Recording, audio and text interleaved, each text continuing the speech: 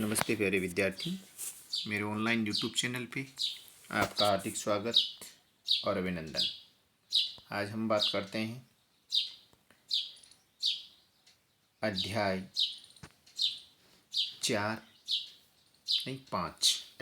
5 कक्षा 10 के विज्ञान विषय की, जिसमें हमने पार्ट 1 के अंदर पढ़ा था आवर्त सारणी की हिस्ट्री, पीरियोडिक टेबल की हिस्ट्री पढ़ी थी हमने। आज हम पढ़ेंगे आधुनिक आवर्त सारणी या मौजले द्वारा दी गई आवर्त सारणी, जिसको हम मॉडर्न पीरियोडिक टेबल भी कहते हैं। हिस्ट्री में हमने पढ़ा था मेंडलीफ ने किस प्रकार अपनी आवर्त सारणी में अपने नियम दिए थे। न्यूलैंड का अष्टक नियम, डबराइनर का त्रिक नियम, ये सारी चीज़ें हमने पढ़ी थी। आज हम बात करेंगे आधुनिक आवर्त सारणी के बारे में, जो मौजले के द्वारा दी गई थी। चलिए, वीडियो को शुरू करने से पहले यदि आपने अभी तक भी इस चैनल को सब्सक्राइब नहीं किया है तो ज़रूर सब्सक्राइब करें। देखिए, आधुनिक आवर्त सारणी है वो आपके सामने दी गई है। आधुनिक आवर्त सारणी में कुछ मुख्य चीज़ों को हम पढ़ते हैं। आधुनिक आवर्त सारणी में 7 आवर्त दिए गए हैं। कितने आवर्त दिए गए हैं? 7। देखिए, 1 यहाँ से जो खड़ा है, जिसमें आवर्त 1 2 3 4 ये चीज़ लिखी हुई है, वो दिए हुए हैं। आधुनिक जो आवर्त सारणी है, इसमें 7 आवर्त 1 2 3 4 5 6 और 7, ये 7 आवर्त दिए गए हैं। साथ में 18 वर्ग दिए हुए हैं, जिनकी काउंटिंग यहाँ से की गई है। देखिए, 1, ये 2 3 4 5 6, इस प्रकार यहाँ लास्ट 18 तक दिए हुए हैं। ये आवर्त सारणी है जिसमें 7 आवर्त और 18 वर्ग दिए गए हैं। और आवर्त सारणी के डाउन में लेंथेनाइड और एक्टिनाइड तत्व दिए गए हैं। लेंथेनाइड और एक्टिनाइड तत्व हैं, वो दिए गए हैं। इस प्रकार आवर्त सारणी है।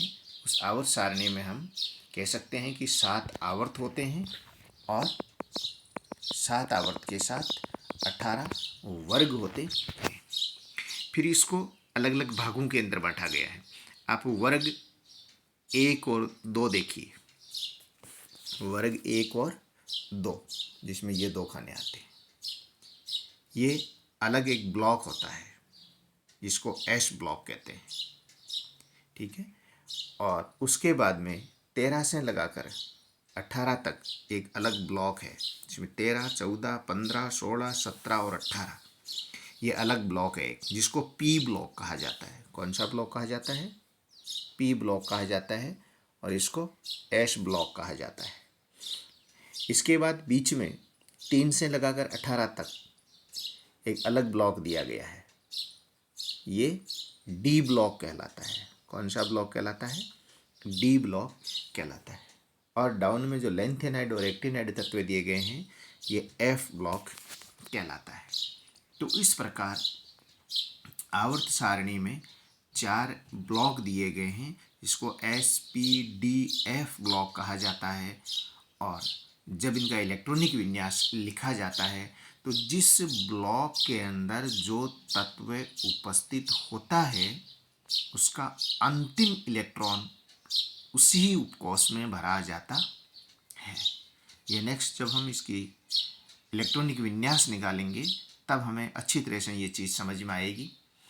इस आवर्त सारणी में मोटा मोटी हम पढ़ते हैं कि आवर्त कितने होते हैं, वर्ग कितने होते हैं, ब्लॉक कितने होते हैं। ये चीज़ हमने पढ़ लिया है। नेक्स्ट हम पढ़ते हैं ये आवर्त सारणी जो है, वो परमाणु क्रमांक के बढ़ते हुए क्रम में व्यवस्थित की गई है। यानी आधुनिक आवर्त सारणी है वो परमाणु क्रमांक के बढ़ते हुए क्रम में व्यवस्थित की गई है। इसके अंदर परमाणु क्रमांक 1 जो है वो हाइड्रोजन है, जो एस ब्लॉक के अंदर रखा गया है। परमाणु क्रमांक 2 हीलियम है, जो 18 नंबर के वर्ग के अंदर रखा गया है, ये पी ब्लॉक है। फिर number 3 lithium, 4 beryllium, 5 barium 6, carbon 7, nitrogen 8, oxygen 9, fluorine 10, neon ये 11, सोडियम 12, मैग्नीशियम 13, एल्यूमिनियम और ये 14, silicon 15, phosphorus 16, sulphur 17, chlorine 18, organ 19, potassium और 20, कैल्शियम। इस प्रकार व्यवस्था दी गई है। फिर 20 से 36 तक दिया हुआ है और फिर देखिए 37 से 54 तक दिया हुआ है, फिर 55 से 86 तक दिया हुआ है और फिर 87 से 118 तक दिए गए हैं। ठीक है, इस प्रकार इनकी व्यवस्थाएं की गई है। नीचे 14 तत्वों के 2 वर्ग दिए गए हैं जिनको लेंथेनाइड और एक्टिनाइड तत्व कहते हैं। लेंथेनाइड तत्व हैं जो परमाणु क्रमांक 58 से शुरू होकर के 71 तक आवर्त सारणी में भरे जाते हैं। ये 14 तत्वों का समूह होता है जिन्हें लेंथेनाइड एक्टिनाइड तत्व कहते हैं। यह F ब्लॉक होता है। ये अति क्रियाशील तत्व होते हैं, इसलिए इनको आवर्त सारणी में अलग स्थान दिया गया है। एक्टिनाइड है जो परमाणु क्रमांक 90 से, जिसका फर्स्ट एलिमेंट थोरियम होता है और लास्ट 103 तक भरा जाता है, जिसका लास्ट जो एलिमेंट होता है वो Lr लॉरेंशियम होता है। इस प्रकार इन तत्वों को अलग वर्ग के अंदर व्यवस्थित किया गया है। देखिए, जो वर्ग में 1 और 2 वर्ग दिए हुए हैं जिसको एस ब्लॉक कहा जाता है, जिसके अंदर 13 तत्व भरे गए हैं, जिसको helium, lithium, sodium, potassium, rubidium, caesium और फ्रांसियम, इस वर्ग की बात कर रहा हूँ मैं। जो ये हाईलाइट हो रहा है इस वर्ग की मैं बात कर रहा हूँ। ये जो वर्ग हैं जिसमें वर्ग संख्या 1 और 2, ये वर्ग संख्या 1 और 2 ध्यान से देखें। जो हाईलाइट हो रहा है वर्ग संख्या 1 और 2, ये क्षारीय तत्व कहलाते हैं। ये बेसिक प्रकृति के होते हैं। इनके ऑक्साइड्स जो होते हैं वो बेसिक प्रकृति के होते हैं। देखिए, इसके बाद लास्ट 18वें वर्ग के तत्व की थोड़ी बात कर रहे हैं। इसमें जितने भी तत्व हैं, helium, neon, argon, krypton, xenon, radon, जिसमें देखिए एक बार फिर से जिनका परमाणु क्रमांक 2, 10, 18, 36, 54 और 86।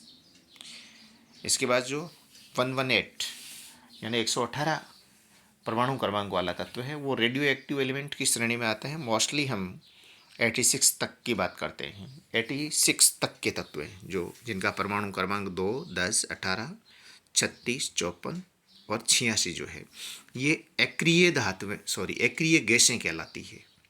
ये सभी जो एलिमेंट्स हैं ये सभी एलिमेंट्स गैसीय प्रकृति के होते हैं। कौन सी प्रकृति के होते हैं? गैसीय प्रकृति यानी गैसीय अवस्था में होते हैं।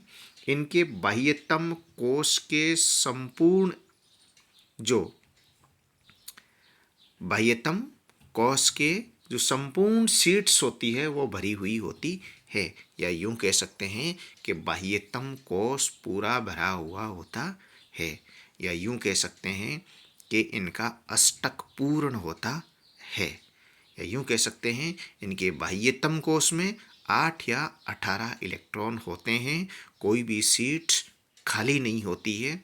इसीलिए ये अन्य तत्व से नो एनी रिएक्शंस, किसी प्रकार की कोई अभिक्रिया नहीं करती है। इसीलिए इन तत्वों को अक्रिय गैसें कहा जाता है। इसके बाद में वर्ग नंबर 17 की बात करते हैं। ये 17 है जिसमें फ्लोरीन, क्लोरीन, ब्रोमीन, आयोडीन तक की मुख्य रूप से यहाँ तक की बात करते हैं। वैसे एटीपी है इसमें के अंदर, ये हेलोजन परिवार कहलाता है। इनके बाह्यतम कोश में 1 इलेक्ट्रॉन की कमी होती है। इनके बाह्यतम कोश में एक इलेक्ट्रॉन की कमी होती है, या यूं कह सकते हैं कि +7 और -1 संयोजकता प्रदर्शित करने वाले तत्व होते हैं। ये +7 जो अस्थायी होती है, -1 जो स्थायी होती है, ये संयोजकता प्रदर्शित करते हैं। यानी इन धातुओं के जो ऑक्सीडेशन स्टेट होती है, ऑक्सीडेशन जो नंबर होता है वो -1 होता है, जिसको ऑक्सीकरण अंक कहते हैं। जिस चीज़ को हम संयोजकता पढ़ रहे हैं वो IUPAC नॉमेनक्लेचर के अनुसार वर्तमान में इनको ऑक्सीकरण अंक पढ़ा जाने लगा है। IUPAC नॉमेनक्लेचर के अनुसार इनको ऑक्सीकरण अंक पढ़ते हैं। दूसरा वर्ग 16, जिसको हम ऑक्सीजन वर्ग कहते हैं, क्योंकि इसका प्रथम तत्व ऑक्सीजन होता है, जिसकी संयोजकता -2 और +6 होती है। +6 अस्थायी होती है, -2 है वो स्थायी होती है। तो ये पीरियोडिक टेबल है। मुख्य रूप से बात करें इसके जो मुख्य मुख्य गुणधर्मों की हमने बात की, वैसे पीरियोडिक टेबल का बहुत लंबा चैप्टर है। ये मैंने मुख्य मुख्य बात है वो आपको बताई है। अब हम थोड़ा सा आगे चलते हैं। नेक्स्ट, आधुनिक आवर्त सारणी में तत्वों की स्थिति। आधुनिक आवर्त सारणी में तत्वों की स्थिति देखिए, आधुनिक आवर्त सारणी में 18 ऊर्ध्वीय स्तंभ होते हैं, ये चीज़ हमने पढ़ लिया। आवर्त होते हैं वो 7 होते हैं। सामान्यतः समूह व आवर्त तत्वों की संयोजकता और इलेक्ट्रॉनों की संख्या होती है, जो हमने मोटा मोटी बात की थी कि किसकी संयोजकता है वो किस आधार पर होती है। नेक्स्ट है अपवाद। देखिए, BCNOFNE दूसरे आवर्त के तत्व हैं। इन तत्वों की संयोजकता इलेक्ट्रॉनों की संख्या भिन्न भिन्न है, लेकिन कोषों की संख्या समान है। कोषों की संख्या है वो समान है। आवर्त में बाईं से दाईं ओर जाने पर, आवर्त में बाईं से दाईं ओर जाने पर परमाणु क्रमांक के इकाई की वृद्धि होती है, तो संयोजकता इलेक्ट्रॉनों की संख्या में भी वृद्धि होती है। आवर्त सारणी में इस साइड से इस साइड हम जाएं तो निश्चित रूप से परमाणु क्रमांक बढ़ते हैं, और परमाणु क्रमांक बढ़ते हैं तो इलेक्ट्रॉनों की संख्या है वो बढ़ती है। समूह के ऊपर से नीचे जाने पर कोषों की संख्या बढ़ती है। आवर्त है वो खड़े हैं इस प्रकार, 1 2 3 7 तक है। पहला आवर्त में सभी में एक कोष होता है। दूसरे आवर्त के जितने भी एलिमेंट हैं इनमें 2 कोष होते हैं। तीसरे आवर्त के जितने भी एलिमेंट हैं उनमें 3 आवर्त होते हैं। तो जो आवर्त फर्स्ट है वो 1 कोष, दूसरे में 2, तीसरे में 3, चौथे में 4, पांचवा में 5, छठे में 6 और सातवां अंतिम कुल 7 आवर्त होते हैं। नेक्स्ट, समूह में ऊपर से नीचे जाने पर कोषों की संख्या बढ़ती है। एक आवर्त में कोषों की संख्या समान होती है।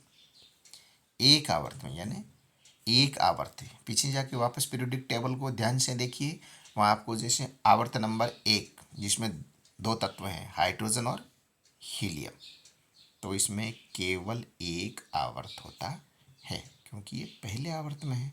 तो पहले कोष, दूसरा आवर्त, दूसरा कोष। इसी प्रकार कोष में इलेक्ट्रॉनों की अधिकतम संख्या, यानी एक कोष में अधिकतम इलेक्ट्रॉन है वो कितने भरे जा सकते हैं, इनका जो फॉर्मूला है वो 2n² के बराबर होता है, या n जो है वो कोषों की संख्या है। देखिए, k कोष यानी कोष k 2n², k का मतलब पहला कोष। जो फर्स्ट कोष है उसमें कितने हैं, इलेक्ट्रॉनों की संख्या बता रहा है, तो इलेक्ट्रॉनों की संख्या 2। दूसरा जो कोष है उसमें अधिकतम कितने इलेक्ट्रॉन भरे जा सकते हैं, 8। तीसरा है वो 2n, n के स्थान पर कितना लिखेंगे, 3, क्योंकि ये कोषों की संख्या को बताता है। का स्क्वायर यानी 18। बाहरी कोश में 8 से अधिक इलेक्ट्रॉन नहीं हो सकते, इसलिए तीसरे आवर्त में भी 8 तत्व होते हैं। यानी बाह्यतम कोश है उसमें तो 8 होते हैं, उसके आंतरिक कोश में भरे जाते हैं, बल्कि कुल जो तीसरा कोश है या एम जो कोश है, जिसको एम या तीसरा कोश कहते हैं, उसमें टोटल 18 इलेक्ट्रॉन भरे जाते हैं। कुल कितने भरे जाते हैं? 18 इलेक्ट्रॉन भरे जाते हैं।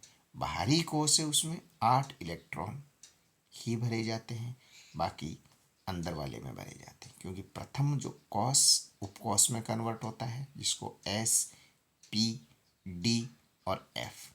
पहले एस में भरा जाएगा, फिर पी में भरा जाएगा, फिर डी में भरा जाएगा और फिर है वो एफ में भरा जाएगा। ये नेक्स्ट क्लास की बात है। यहाँ अपने को इस फॉर्मूले के अकॉर्डिंग ही चलना है और इतना ही चलना है जितना अपने कोर्स के अंदर है। आवर्त सारणी की प्रकृति। आवर्त सारणी की प्रकृति कैसी है? संयोजकता, वैलेंसी क्या है? परमाणु के सबसे बाहरी कोश में उपस्थित संयोजकता इलेक्ट्रॉनों की संख्या। यानी संयोजकता क्या होती है? पीछे हमने इसकी डेफिनेशन पढ़ी थी, फिर से एक बार इसकी चर्चा करते हैं। देखिए, संयोजकता यानी संयोग करने की क्षमता संयोजकता कहलाती है, या किसी भी तत्व के बाह्यतम कोश में उपस्थित इलेक्ट्रॉनों की संख्या को संयोजकता कहते हैं। ठीक है, जैसे सल्फर की संयोजकता की बात करते हैं। सल्फर है, उनका परमाणु क्रमांक जो है वो 16 होता है। ठीक है, प्रथम कोश में 2 इलेक्ट्रॉन भरे जाते हैं, दूसरे कोश में 8 भरे जाते हैं। कितने हो गए? 8 और 2 10। तो तीसरे के लिए कितने बचेंगे? 6, क्योंकि टोटल इलेक्ट्रॉन हमें 16 ही भरने हैं। ये प्रथम कोश है, ये दूसरा कोश है और ये तीसरा कोश है। पहले के अंदर 2, दूसरे में 8, 8 2 10 और तीसरे में कितने? 6। अधिकतम कितने भर सकते हैं? 8 सॉरी, अधिकतम भर सकते हैं 8। तो 8 में से कितने कम हैं? 2 कम है, यानी माइनस है 2 कम है, तो इसकी संयोजकता कितनी होती है? -2। सल्फर की संयोजकता कितनी होती है? -2 होती है। नेक्स्ट चलते हैं। उत्कृष्ट गैस विन्यास। बाहरी कोश में 8 इलेक्ट्रॉन प्राप्त करने के लिए सल्फर को 2 इलेक्ट्रॉनों की आवश्यकता होती है, अतः सल्फर की संयोजकता कितनी होती है? 2। सल्फर की संयोजकता कितनी होती है? 2। और चार्ज कौन सा होता है? माइनस। नेक्स्ट, परमाणु साइज। आवर्त सारणी के अनुसार हम बात करते हैं कि परमाणु का आकार कहाँ बढ़ता है और कहाँ घटता है। देखिए, ये त्रिज्या की साइज बढ़ाता है। क्या चीज बढ़ती है? जिस प्रकार वृत्त के अंदर त्रिज्या होती है, उसी प्रकार परमाणु के अंदर भी त्रिज्या होती है।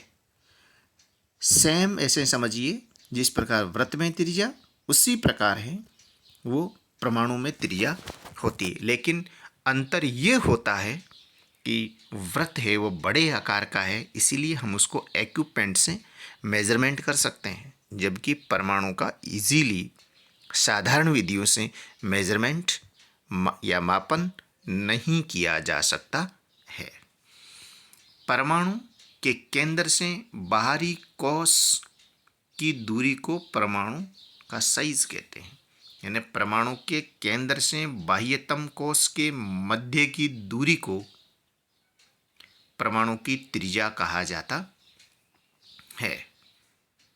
जैसे हाइड्रोजन की परमाणु त्रिज्या 37 pm पिकोमीटर।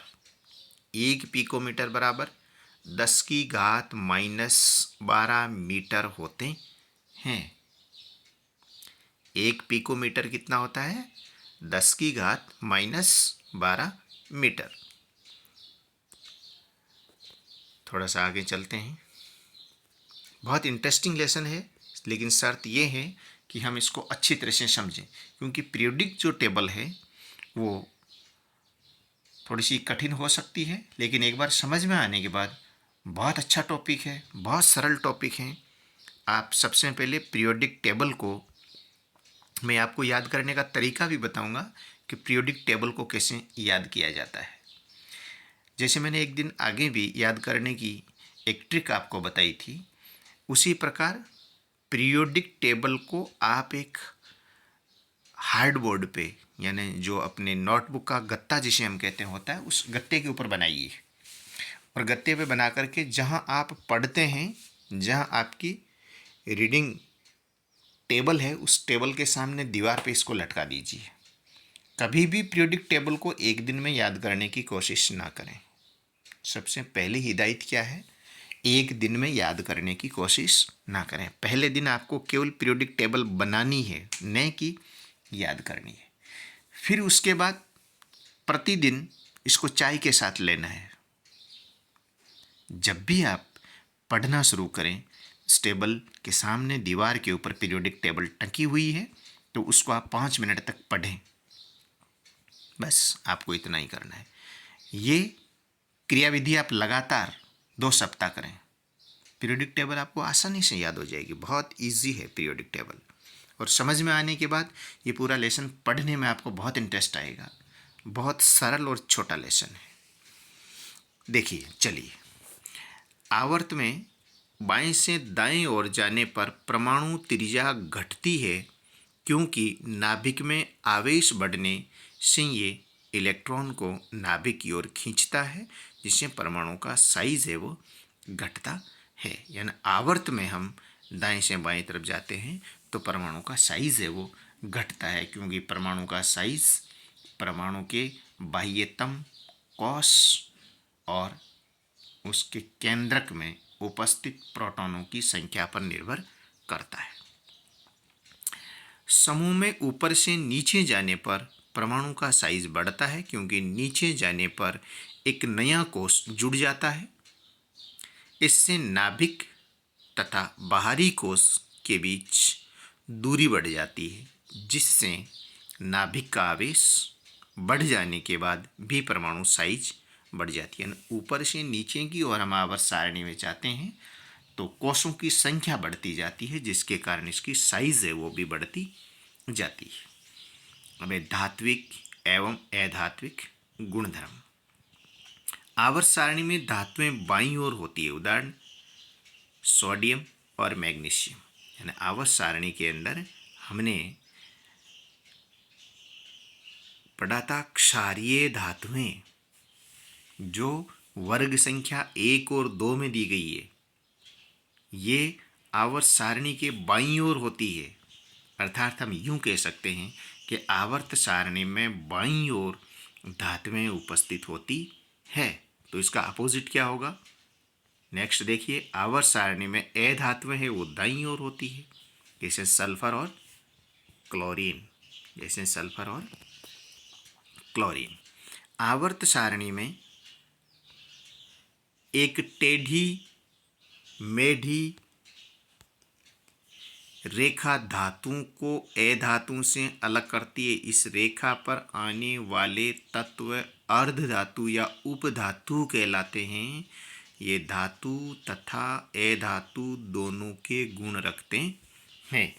आप पीरियोडिक टेबल का जो बैक चैप्टर है उसको वापस निकालिए, उसमें देखिए एक लाइनिंग की हुई है इस प्रकार। इस लाइनिंग के इस साइड है वो सभी है धातु, और इस साइड है वो सभी है ए धातु।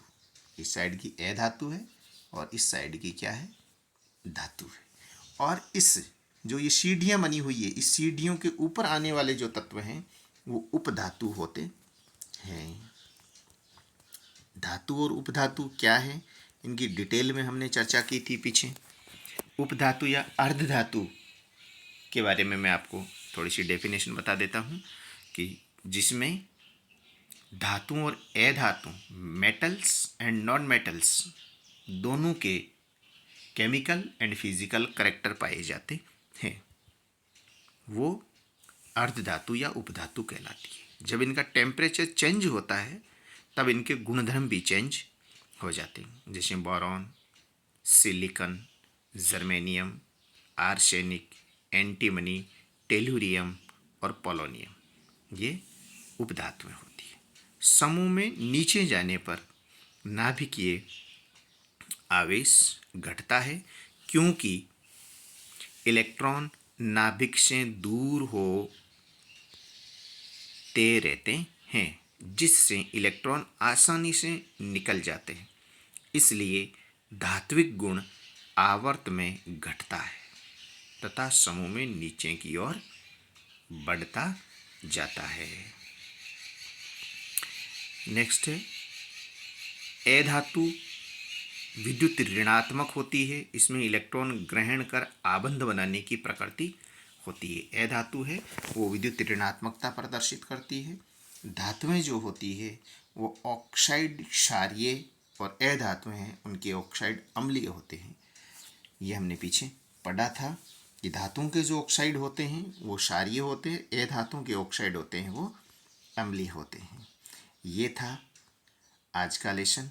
अब थोड़े से हम इसके जो क्वेश्चंस दिए हुए हैं वो कर लेते हैं। आधुनिक, अब थोड़ा सा जल्दी जल्दी करेंगे क्योंकि ये सारी चीज़ें हैं वो हमारी पढ़ी हुई हैं। आधुनिक आवर्त सारणी में तत्वों को किस आधार पर रखा गया? आधुनिक आवर्त सारणी में तो परमाणु संख्या के आधार पर रखा गया है। आधुनिक आवर्त सारणी का निर्णय किसने किया?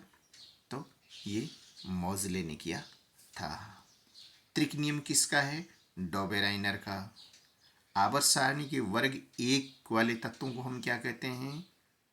क्षारीय धातुएं। आवर्त सारणी में 18 नंबर का जो वर्ग है उन तत्वों को हम क्या कहते हैं? उनको निष्क्रिय भी कह सकते हैं, अक्रिय भी कह सकते हैं, क्योंकि ये अन्य धातुओं से, अधातु से, उपधातु से बहुत कम क्रिया है वो करती है। इसलिए लोहे की परमाणु संख्या 26 होती है। आवर्त सारणी में कितने वर्ग होते हैं? तो 18 होते हैं। सिलिकॉन उपधातु है, जस्ट अभी हमने पढ़ा है। आवर्त सारणी में बाएं से दाईं ओर जाने पर तत्वों की संयोजकता बढ़ती है, क्योंकि परमाणु क्रमांक बढ़ता है इसीलिए संयोजकता बढ़ती है। निम्न में से कौन सा समूह डोबेराइनर का त्रिक बनाता है? तो कैल्शियम, स्ट्रोंशियम और बेरियम। ये बोर्ड में पूछा गया क्वेश्चन है, तो इसको ध्यान से एक बार पुनः पढ़ें आप। नेक्स्ट है वस्तुनिष्ठ छोटे क्वेश्चन। एक पिकोमीटर किसके बराबर होता है? तो 10 की घात -12 मीटर के बराबर होता है। अक्रिय gas helium, neon, argon, krypton, xenon, radon. आपको कोई 2 लिखनी है। वर्ग 1 के तत्वों को क्षारीय। क्लोरीन के 2 समस्थानिक होते हैं, 35 और 37। किसी कोश में इलेक्ट्रॉनों की अधिकतम संख्या है वो 2n² होती है। आवर्त सारणी में कुल कितने तत्व द्रव अवस्था में पाए जाते हैं? तो आवर्त सारणी में 2 तत्व है, ब्रोमीन और पारा। पहला पारा है Hg और Br। नेक्स्ट, क्लोरीन के बाह्यतम कोश में कितने इलेक्ट्रॉन होते हैं? अभी हमने पढ़ा था, ये वर्ग नंबर 17 में भरे जाते हैं। क्लोरीन में देखिए, प्रथम कोश में 2, दूसरे में 8 और तीसरे में 7। तो बाह्यतम कोश में इलेक्ट्रॉन होते हैं वो 7 होते हैं। इनका इलेक्ट्रॉनिक विन्यास जो होता है वो इस प्रकार होता है: 1s2, 2s2, 2p6, 3s2 और 3p5। यानी बाह्यतम कोश के जो 7 इलेक्ट्रॉन हैं वो 2 इलेक्ट्रॉन हैं वो s उपकोश में भरे जाते हैं और 5 जो हैं वो p में भरे जाते हैं। ये इसका बाह्यतम कोश है, जिनमें कुल मिलाकर 7 इलेक्ट्रॉन होते हैं। 1 इलेक्ट्रॉन की कमी होती है, इसीलिए इसकी संयोजकता है वो -1 होती है। नाइट्रोजन और सल्फर का इलेक्ट्रॉनिक विन्यास लिखिए। नाइट्रोजन का परमाणु क्रमांक 9 होता है, इसलिए 2 इलेक्ट्रॉन है वो प्रथम कोष में भरे जाते हैं और 7 इलेक्ट्रॉन है वो बाह्यतम कोष यानी दूसरे के अंदर भरे जाते हैं। इनका इलेक्ट्रॉनिक विन्यास 1s2 2s2 2p5 होता है। सल्फर का परमाणु क्रमांक 16 होता है। प्रथम कोष में 2 इलेक्ट्रॉन भरे जाते हैं, दूसरे कोष में 8 इलेक्ट्रॉन भरे जाते हैं, तीसरे कोष में 6 इलेक्ट्रॉन भरे जाते हैं। अर्थात बाह्यतम कोष में 6 इलेक्ट्रॉन होते हैं, इसलिए इसकी संयोजकता 8 में से कितने कम है? 2 कम है, इसलिए -2 होती है। इलेक्ट्रॉनिक विन्यास की हम बात करें तो 1s2 2s2 2p6 3s2 3p4 होता है। ये लघु उत्तरात्मक क्वेश्चन है। मेंडलीफ की आवर्त सारणी की 2 सीमाएं लिखिए।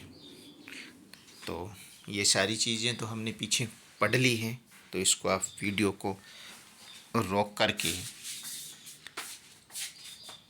आराम से लिख सकते हैं। नेक्स्ट क्वेश्चन है न्यूलैंड का अष्टक सिद्धांत क्या है? ये भी हमने शुरू के अंदर पढ़ा था। परमाणु द्रव्यमान के आरोही क्रम में व्यवस्थित इनको किया गया है और पहला तत्व हाइड्रोजन है, अंतिम 56वां नंबर का तत्व है। ये हमने पीछे पढ़ ली थी, तो इस वीडियो को यहाँ पर रोक करके आप आसानी से इसको पढ़ सकते हैं। इनकी संगीत के सुर के आधार पर व्यवस्था की गई थी।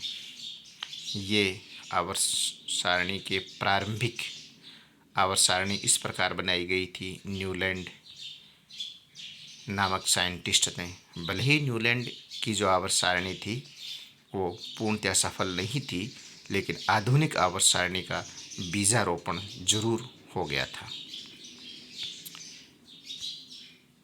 फिर है निबंधात्मक क्वेश्चन, आधुनिक आवर्त सारणी और मेंडलीफ की आवर्त सारणी के तत्वों की व्यवस्था की तुलना कीजिए। बहुत इंपॉर्टेंट क्वेश्चन है, तो इसको आप आराम से पढ़ें कि अंतर क्या है।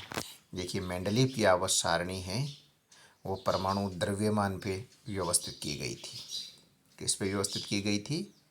परमाणु द्रव्यमान पर व्यवस्थित की गई थी। जबकि आधुनिक आवर्त सारणी है वो किस पे व्यवस्थित की गई थी? परमाणु क्रमांक के आधार पर व्यवस्थित की गई थी। सारणी में 8 ऊर्ध्वाधर समूह, जिसमें 7वें वर्ग तक प्रत्येक 2 वर्ग बनाए गए थे, जबकि इसमें केवल 18, इसमें 8 को डिवाइडेशन किया गया था ए और बी में, जो अपने बुक में नहीं है, वर्तमान में इसमें नहीं दी हुई है। ए और बी वर्ग बनाए गए थे, जबकि इसमें 1 से 18 तक है। संक्रमण तत्व है अन्य तत्वों के साथ व्यवस्थित किए गए थे। इसमें संकरण तत्वों को अलग से, जो हमने एफ ब्लॉक पढ़ा था, जो आवर्त सारणी के डाउन के अंदर लेंथेनाइड और एक्टिनाइड तत्व हैं, उनको संक्रमण तत्व कहा जाता है।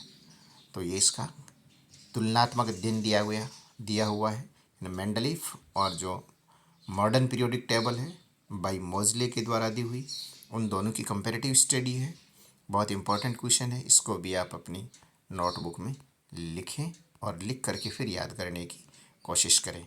तो ये था तत्व और उनका वर्गीकरण और पीरियोडिक टेबल की हिस्ट्री, और मॉडर्न पीरियोडिक टेबल बाई मोजले के द्वारा दी गई थी, जो हमने बड़ी डिटेल से पढ़ा। धातुओं और अधातुओं के गुणधर्म हमने पढ़े, पीरियोडिक टेबल की सामान्य जानकारी हमने ली।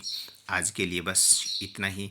देखते रहिए ML सारण का यूट्यूब चैनल, और आपको अच्छे एजुकेशनल वीडियो है वो इनके माध्यम से अवश्य मिलेगा। आप इस चैनल को सब्सक्राइब जरूर करें और बेल आइकन को भी ज़रूर दबाएं, ताकि आपके नए नए वीडियो जैसे ही यूट्यूब के ऊपर अपलोड होते हैं, इसका इंडिकेशन है वो आपके मोबाइल के ऊपर आपको मिल जाएगा।